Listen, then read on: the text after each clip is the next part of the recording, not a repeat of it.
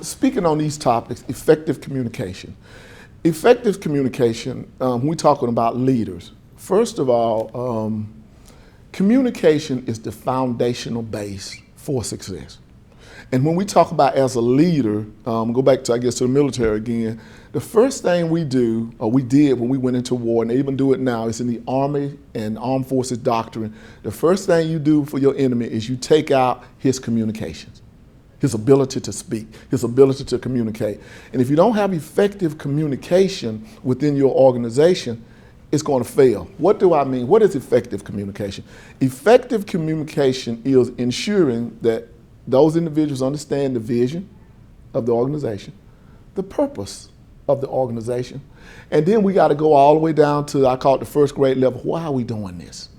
What will happen if we don't do this? You have got to articulate that to your subordinates, to your peers, and it should be communicated to you from your superiors.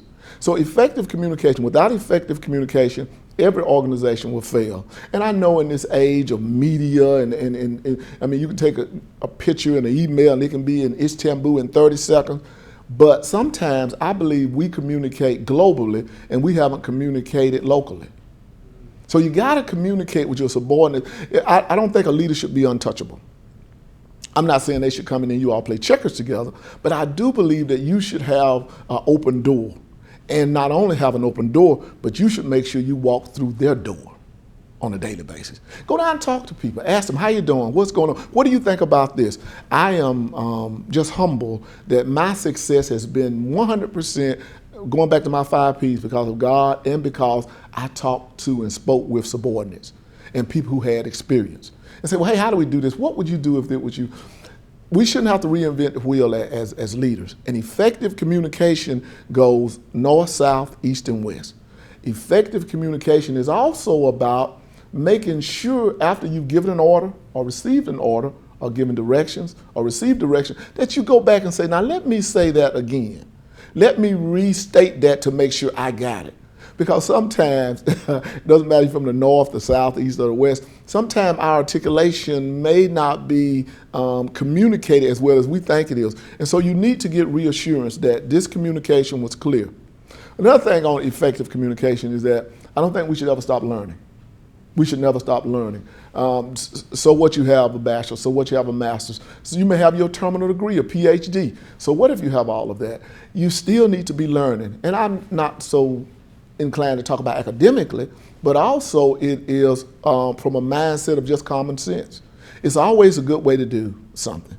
And so I think effective communication has to go north, south, east, and west, and it has to be continuous. If you're not talking to your peers or your subordinates, they're talking to someone. And if you are the leader, they should hear it from you. In the military, we have a thing called commander's intent, which is in that Army Officer's Guide I was talking about. The commander's intent simply states, this is what I want, this is how I want it, this is a vision, and this is why we need to do this. If everyone is on one accord, then we have clear communication. Now, when issues happen and things change, emergencies occur, problems occur, then you will revert back to what you know. I'm gonna say this again, I said before, if you don't train people, they will train themselves. So if you train them to communicate laterally and horizontally, then they'll do that in time of crisis. If you don't train them, they'll be communicating in a stovepipe. So we as leaders, I think that's our foundational element to success is effective communication.